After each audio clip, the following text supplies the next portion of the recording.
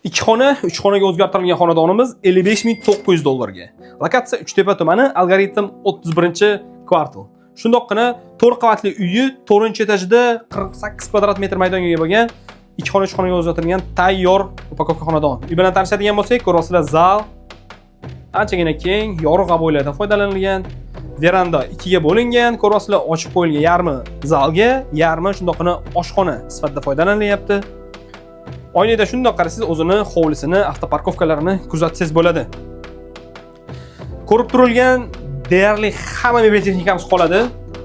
Xo'p, asosiy kirish eshigimiz, kirganimizda hol, razdelni hamma xona bilan tanishamiz. Sanuzulimiz razdelni, hojatxona, ko'ryapsizlar.